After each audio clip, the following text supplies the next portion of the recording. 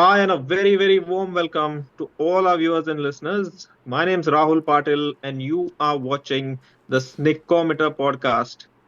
I'm here with my co host from Mumbai, Sarvesh, and we both are coming towards, we can see the end of the marathon now in sight because we started with 10 teams, we've already done six of them, four teams to go. Today is the turn of the Lucknow Super Giants. Now, when we talk of Lucknow, you think about the biryani.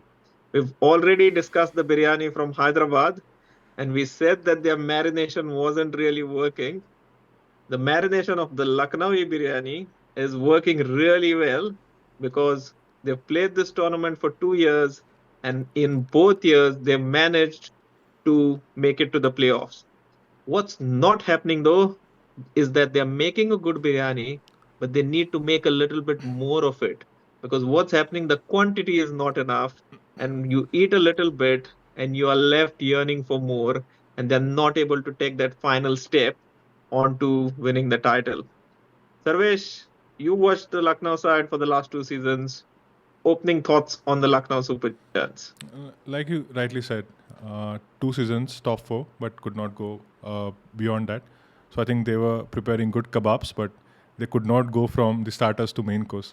I think that's how I will review their last two seasons. But again, a very promising side. We'll discuss that in a bit. I love the fact that he's picking on my cue and talking about kebabs and not just biryanis this time. Right, let's have a look at that league table because let's find out what they did last year. There we have it, number three on the table. Um, 17 points, 8 wins, good healthy net run rate. As we have said already, that most things were right.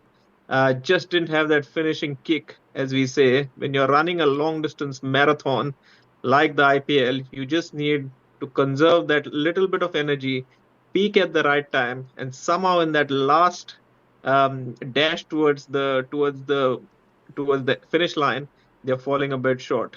Um, do we have some sort of stats which tell us anything in more detail as to what's exactly is going wrong at that last finishing point? I think we spoke about this some podcasts ago that stronger teams they do not like losing back-to-back games, and you'll see that trend here as well. They haven't lost back-to-back games here, so they lost against RCB, then against CSK it was a washed-out game. Then they lost against GT, but they did not lose back-to-back games. You could because the CSK game was washed out. But again, overall, if you see their entire season, they have been pretty much consistent. And let's not forget that they lost their captain KL Rahul midway. So Krunal Pandey had to take over the captaincy, and KL Rahul is a key player. I mean, it's not easy to replace KL Rahul. So despite that, they did a fair job. 3 wins. They got 3 wins in a row, and then they qualified. But somehow it couldn't happen for them in the knockouts. But I think they were a pretty consistent sides, one of the consistent sides last year. So yeah, it's you cannot say that they were not there. They were there. They were consistent, but somehow they could not cross that hurdle again, like we just discussed. Yeah, you consistency is a good word because as you can see in the first half they won four games, in the second half equal they've also won four games. So it isn't a story of any one half or the other. They've been consistent throughout. Needed to win three games in a row to make it, and they did that. So just shows you that it's a well-rounded team. And yeah, just need to kind of maybe fine-tune a few things here and there to kind of look at how they go about it. Yeah, Yeah, talk us through their batting last batting year. was it looked okay. They expected a bit more from Decock. It could not happen. They lost Rahul. That's why you do not see KL Rahul scoring 600 runs here. Otherwise, like we all know, KL Rahul is always there. He scores above 500, 600 runs. He's very consistent with that. But they had Marcus Stoinis, 400 plus runs. Kyle Mayers did a decent job, more than decent job, I would say. Then Nicholas Puran was also there. He was batting at number 5, number 6. He was playing the role of finisher. So for a finisher, having that kind of numbers around more than 350 runs, strike rate of about 173. These are pretty good numbers. I think and let's not forget that they were batting on a pretty slowish wicket at Lucknow. So their batters So the average score there was 140, 150, and in fact at one point 130 was looking like a winning score. So let's not forget that they played their home games on such wickets. So these numbers are actually good if you think about that. One thing that stands out for me in those numbers is you've got the highest scorer scoring just over 400 runs. Now, we've seen some other teams where you've got 600 runs, 800 runs, 700 runs being scored.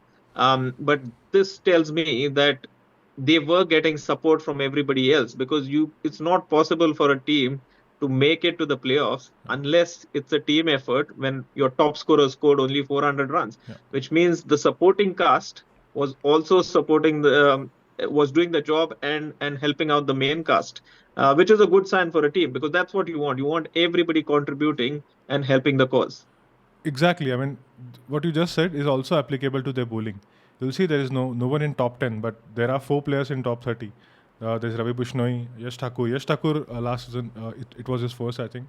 Plays for Vidarbha in domestic cricket. He's doing a fabulous job for them. Played really well in the recent Ranji Trophy final. In fact, the captain was backing him to bowl the critical overs since ahead of Umesh Yadav. That tells you that the kind of form he's in right now. So again, he did a very good job last season. Naveen was there. Mark Wood could play only 4 games, and in that he picked up 11 wickets. So again, a decent job. But like you said, the support cast was there. In some cases, there was no leader present, but everyone was doing their bit.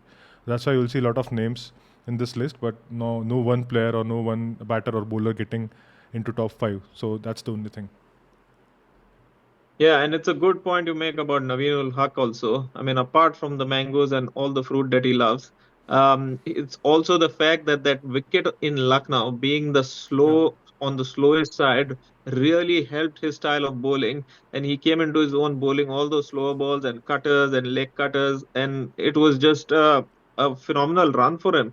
I mean, I think that tournament really introduced Naveenul Haq to kind of superstardom because now he's suddenly become a very well-known name in all the cricketing circles after that performance last year. Absolutely. In those lower Um, ones, you'll see his dot ball percentage it's around 40.5%. That's that's a very good number. If you look at the other players, if you're a seamer bowling that much of dot ball, that many of dot balls in the back end of the innings or middle part of the innings, and it's a very good stat. he also looks like a bowler who, he's big, tall, and you think the ball's going to come so much quicker out of his hand. But when he actually delivers, Yeah. it just seems to lose all its life, all its pace before it gets to you. So must be really tricky picking him up as well Yeah. when you're batting. Yeah, he did the exact thing in the UAE league as well. He played a very critical role for Sharjah Warriors a couple of seasons ago. He was doing the exact same thing. His slow ones on those slow pitches, he was very difficult to pick. He did a very good job there as well. So again, here this season on slower pitches, I will back Navin Ulak to do the same. Right. Talking of this season, let's see what their squad is like for this season. Well, before we get into the actual players, I want to talk about one big change. Um, we already spoke about KKR and how the man is back home, Gautam Gambhir. There is a replacement right at the top for LSG as well because of that move.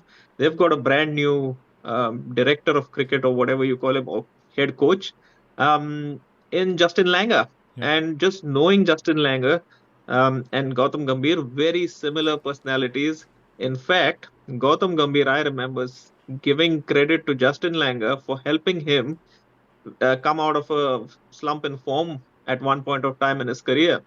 So Gambhir actually flew to Australia to spend some time with Langer because both left-handers and both openers, and Langer really helped him out. So I think Gambhir's kind of exited, but while exiting, he's made sure he's put someone in place there who he has a lot of trust in, and very similar personalities, very passionate, very strong-willed, and just a good cricketing brain to have. Your thoughts on that? Yeah, Gautam Gambhir, I think he when you look at him, it's all about emotions. He will give his everything. He will be completely involved.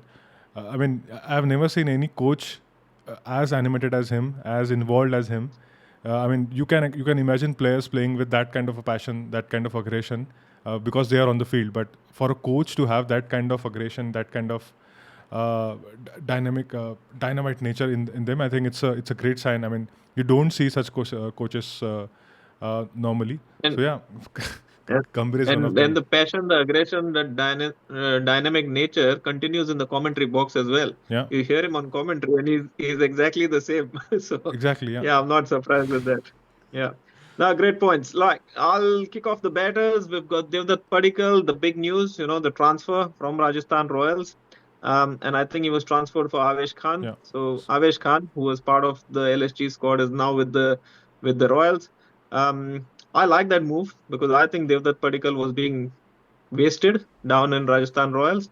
They didn't really know where to play him. They had too many openers, so they couldn't open with him. He didn't really fit in the middle order. Yeah. So I think it's going to be good because being an Indian opener in the at LSG is really going to help him. Um, there is Badoni there. We all know about Ayush Badoni. Couple of seasons back, really made an impact with LSG in during their first season. Um, of course, KL Rahul, the big name, in some way auditioning for the T20 World Cup because there is an absolute um, gold mine of wicket keepers in India at the moment who can bat. And we start off with Ishan Kishan, and we've got Jitesh Sharma, and then we've got Sanju Samson, and then we've got Rishabh Pant coming back, and then we've got KL Rahul who's trying for that spot, and then we've got somebody else. I'm forgetting someone. Dhruv Dhruv Jurel, Jurel, yeah, who's also there. yeah, Yeah, so there's about 6 or 7 of them who are all vying for that keeper batter kind of spot. So yeah, be interesting to see how KL Rahul goes. He's taking the step down from being opener, playing in that middle order. So yeah, hopefully it all works out well for him. And touchwood, he stays injury free because that's what cut short his season yeah. last season. QDK is there. You can call him an LSG veteran now. This is his third season with the Lucknow Super Giants. Um, Probably had his worst IPL season Yeah, last year. yeah. And I know you've got strong views on this, so I'll reserve that conversation for a bit later. Nicholas Puran is there as always, and in the all-round category, of course, the second Pandya brother. That split since the Mumbai Indians time. He's been with LSG. Both of them went to new teams when they came out. One of them is back with his old team. The other one is still with his new team. Um, but yeah, wanting a good season with the bat, I think, because last season with the bat wasn't his best as well. He's capable of a lot more. When you do talk of the batting, though, you have to remember that that pitch at Lucknow wasn't the best. And I saw a stat a while back which showed the averages of the LSG batters at home and away, and their away averages were way better, and their strike rates were much better when they played away from home, just because of the nature of the wicket that they had. Deepak Huda, big name in domestic cricket, but again, not a great season last season. Lot will be expected of him. We know about Krishna Gautam. We do know about Marcus Stoinis and Kyle Mears as well. Um, any Could you tell us a bit about those last three names there, Prerak Mankad and the rest, and then I'll reserve Arshin for myself. I'll talk about him. So Prayak Magat, like we know, is a all rounder. He bowls seam up, so he's a good prospect. And Arshad Khan again, like we know, he played for Mumbai Indians. They did not retain him, so he Mumbai Indians signed him last to last year, where he lost 1 year because of injury. Then he came back last season, and he could not fulfill that promise because Mumbai Indians management showed a lot of faith in him because he missed an entire season, but they retained him. They showed faith, but for some reasons he could not deliver.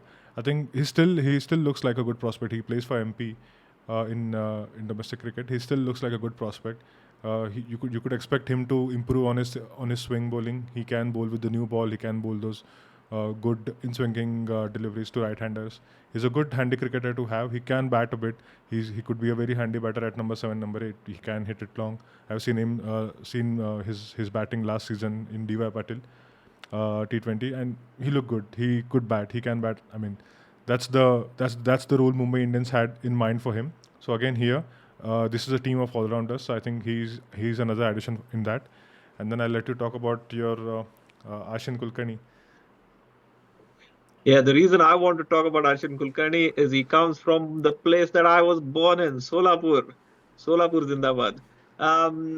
Look, he's a young kid, but very, very talented. We've seen him in the Under 19 World Cup opening the batting for India, bowl seam up. Now we know seam bowling all rounders who can hit the ball a long way. There's not a lot of them, and when you do find them, you've really got to look after them. But a very, very exciting prospect, and um, I have a feeling that he'll actually play this year, just because of the kind of player he is. He can hit the ball a long, long way. Of course, at the under 19 level, he was opening the batting. I don't think he'll quite get that opportunity in this team. But yeah, definitely a utility cricketer. And yeah, if he does well, there'll be one other Solapur born gentleman in living in Wellington who'll be very proud of him. I think Arshin is somebody we expected a lot better from him in the Under 19 World Cup because of his height and because of his bowling, the natural bounce that he gets, and that typical skiddy action and what he does with the ball. So I think somewhere I think somewhere I felt that he could not fulfill that promise in the World Cup.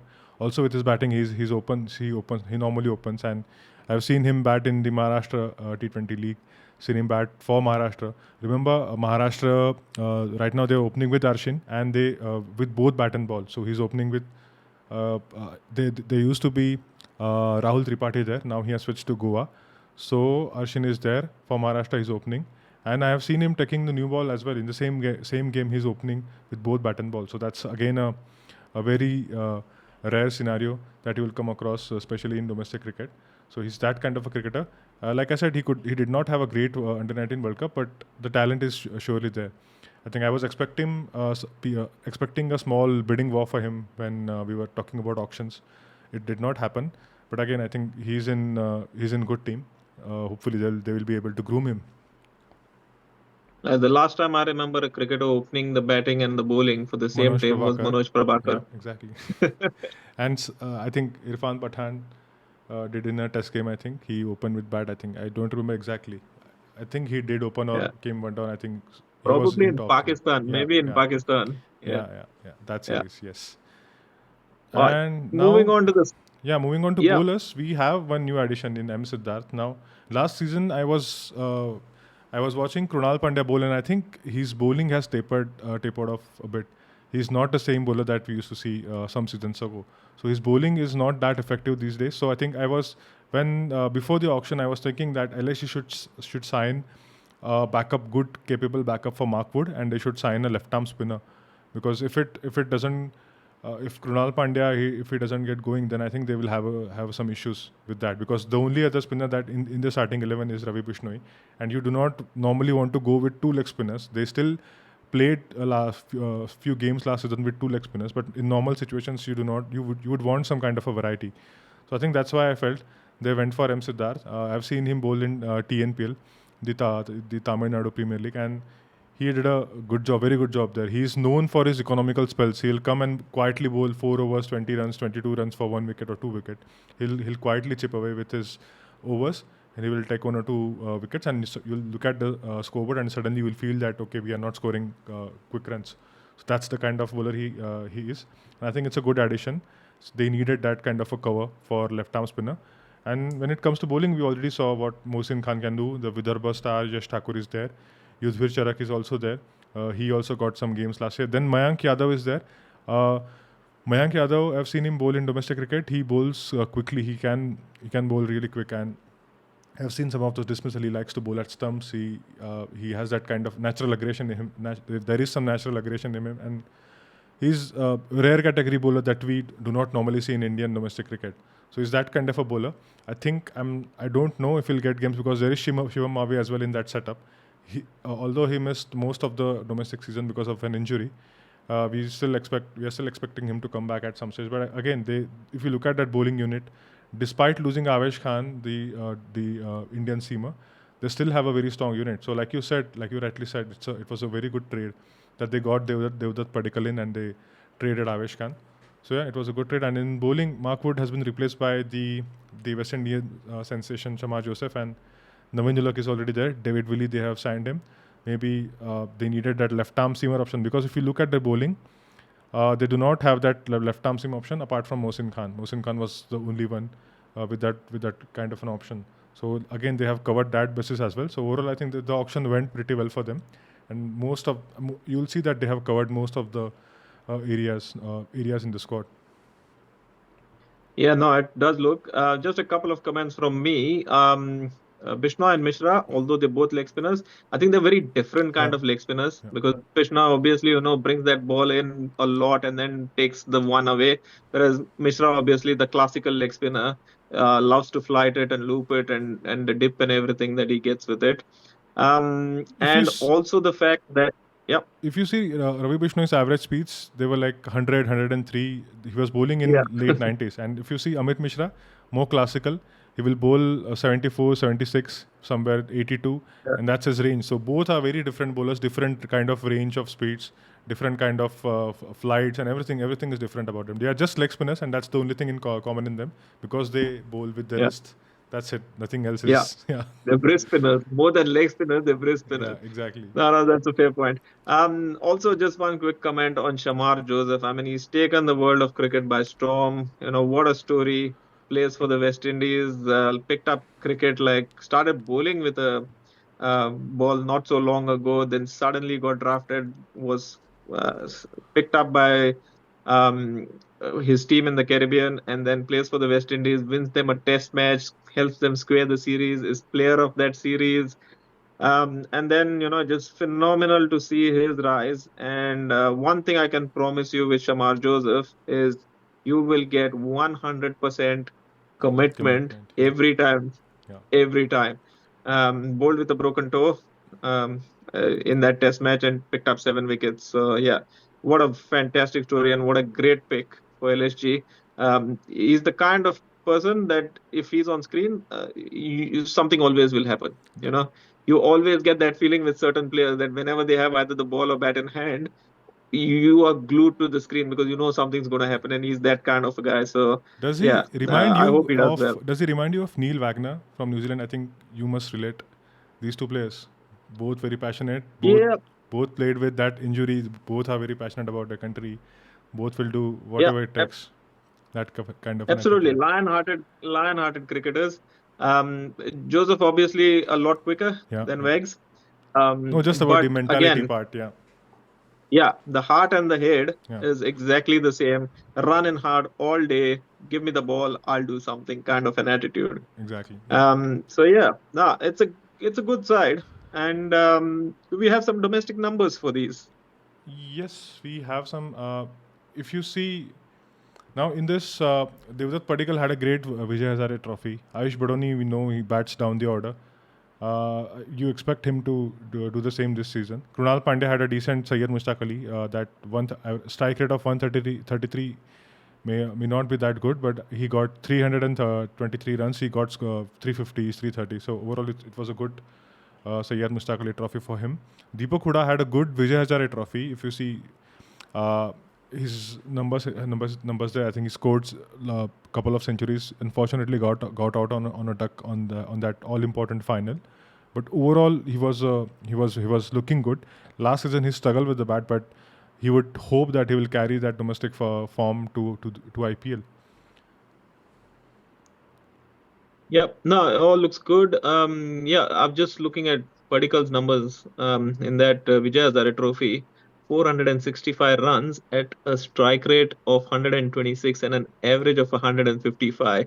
This tells you that not only was he scoring runs, there's a lot of not outs in there as well. Yeah. So yeah, But no, for some he's reason, in some. Padikkal could not get going in the Syed Mushtaq Ali.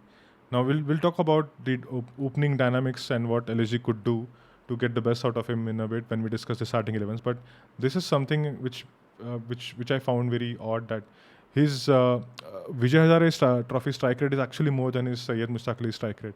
This is something very odd. I think he will work out on this part, because here right now I think Syed Mushtaq Ali is more relevant because of the same format T20. Yeah, I think there's some work needs to be done. Oh.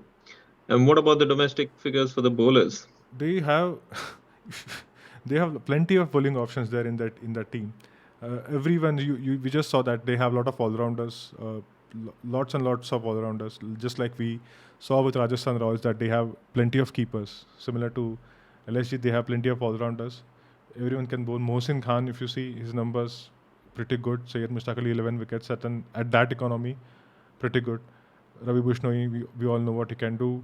Krishnappa Gautam, Prerak Mankad, Ashit Khan. These are all rounders, by the way, but they are still giving you good numbers. That economy of 3, 4.7, 4.8, these are overall great numbers.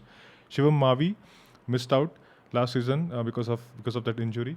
We'll hope that he makes a good comeback because uh, from that duo of Shivam Mavi and Nagarkoti, unfortunately, we could not see a lot of cricket after that World Cup. So whenever we talk about Shivam Mavi or Nagarkoti, I feel a bit sad that it could not happen for them at international level in longer term. And I think hopefully they'll do better. Yeah, was it Ishan Porel also was there, wasn't he? Yeah. The third guy from that Yes. batch of Yeah. cricketers. Nobody Yeah, talks because about him I went to because that. nobody talks about him because he was slower than them. He was in 120s, and then these guys would bowl at 145 and close to 150. That was the only Yeah. way.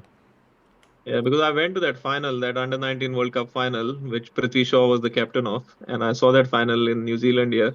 So no, they were all, and especially Nagarkoti, I Yeah. remember being the real star of that, Yeah. bowling 150 k's an hour. But yeah, that's you live by the sword, you die Yeah. by it. When you're a fast bowler, the Absolutely. body goes through hell, and if you cannot remain injury free, then yeah, it just doesn't work out. Yeah. Yeah. um cool, time for the teams. Yeah. I'll let you talk about your 11 first. Absolutely. Now I do know I might get a lot of flack for putting Quinton de Kock there, but I think he's an IPL legend, and he's had one bad season and he's had a bit of a rough form, but I would still definitely start with him just for his experience and just for the fact that he's played in the IPL for so long. He knows this tournament like the back of his hand. So yeah, I would definitely still start with him. I would go with either one of Kyle Mayers or Marcus Stoinis. Wouldn't play both because both of them offer me all-round abilities with the ball and the bat. If I went with Stoinis, obviously I'd open with Padikkal and Quinton de Kock. But since Kyle Mayers is an opener, if I go with him, it'll be Quinton de Kock and him opening at the top. Then Devdutt Padikkal at three. And as you rightly pointed out in those numbers, that maybe Padikkal needs a bit of time before he starts opening up. Not the best of starters initially, so that he has got to bat in the top three. One, two, three is the right spot for him to be in. Nicholas Puran, we all know what he can do. KL Rahul, as we've already spoken, at that number five position, auditioning for the T20 World Cup. Um, Krunal Pandya at six, good with the bat, can clear the boundary easily, so I've got him there.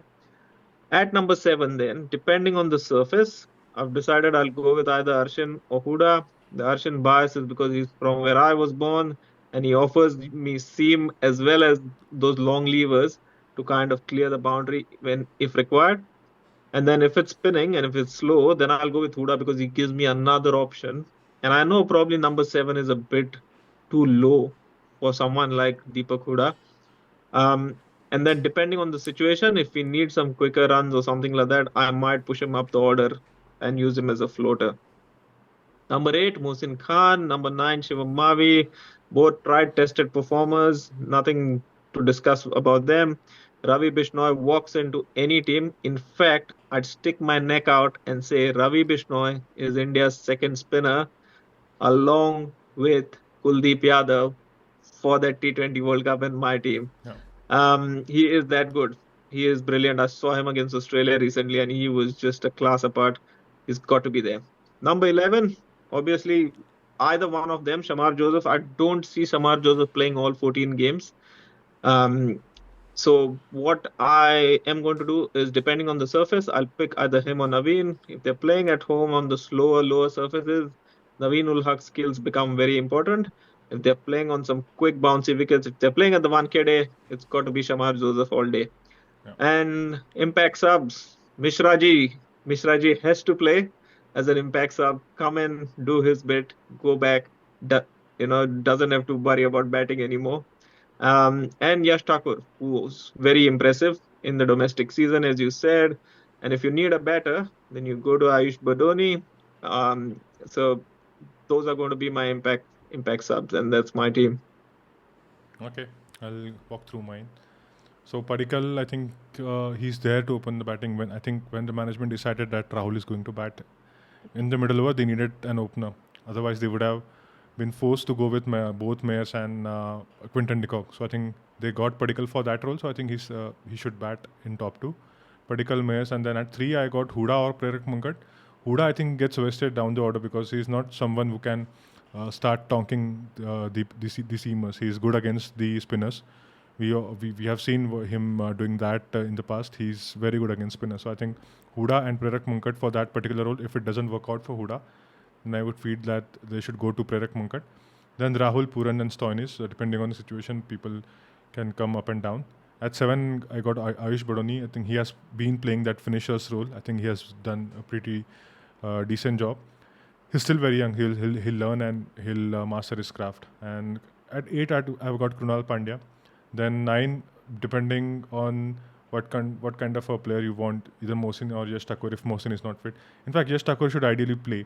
If not in starting 11, then you expect him to at least come out as impact as a As an sub. impact Yeah, sub. impact sub. So he should be there. And Shama Joseph, like there's no point in discussing about him. We all know what he can do. And like you rightly said, if the surface demands, they should play Navin Ulak because we all know his slower ones are pretty good. So yeah, Shama Joseph or Navin Ulak, and then Bishnoi, he should start. And then if for impacts up, like I said, Yash Thakur can always come in, but there is Siddharth, who a left arm spinner, and then Mayank Yadav again, that domestic quick bowler, or Yudhvir. I think they have got a good crop of domestic seamers. So this is what I feel. And then I've got another team. Now, if they feel, now I'll walk through again. Padikal, Mayers, Puran, and if they feel that at three Huda or Pirak Mangal are not required, then they can actually push Puran up at three. Four, they should keep going with Rahul at five, Stoinis, and then basically they can just push everyone up. Krunal Pandya from 7 to 6, Stoinis also at from 6 to 5, and at seven, Ayush Badoni. At number eight, they can actually play somebody like Krishnappa Gautam, who we all know he's a good striker down the order, can also bowl off spin. So he's also there as an option if they want to push their entire batting order up at number three, and if it doesn't work out for Huda. So yeah, that's the team. That's the team I got. Just got one question for you. No Quinton de Kock in both your Yeah, teams. yeah. So So you have absolutely written him off. I mean, I've seen his recent form. It's not good. In SA20, he looked out of touch. I don't know what has been happening with him because he has retired from ODI cricket. He's not playing Test cricket. So he's just focusing on T20s. And I saw his numbers. He has scored 213 runs in SA20. And out of those 213, 83 were scored in one innings. So if you remove those 83 and then if just consider 213, then there's hardly nothing. His entire batting average in that season is less than 20. Now, from a player of that caliber, Quinton de Kock's caliber, you expect a lot from him. And again, this is also about the combination. You expect the Devdutt Padikkal to open, and he normally takes some time. Whereas Kyle Mayers can play those big shots and allow Devdutt Padikkal to take his time, and then play that big innings. So I think this combination works out well. So that's one of the reasons that I have, because if you're playing Devdutt Padikkal, then you have to have that hitter or that striker of the ball along with him, because that's a very good pair to have. Team selections always bring up discussions. As long as you can justify your selections, that's all we care about. Well, with that, we come to the end of yet another preview. LSG, as we said right at the beginning, 2 seasons, 2 good performances. The Lucknowi Pulao, Lucknowi Biryani, or the Lucknowi Kebab is marinating well. Just needs to increase their quantity now so that there's enough for them until they make it to the playoffs, and then 1 or 2 steps more after that. Yeah. If you're enjoying what we're doing, please do give us a follow. Please give us some comments. Please give us some likes. We're getting heaps of them. We try and reply to most of them. as we can. But yeah, do keep us in your likes, your comments, share our stuff. And yeah, we love doing this and we will keep bringing you more and more action. So until next time, a big thank you and goodbye from me, Rahul, and Sarvesh, and the Sneakometer podcast.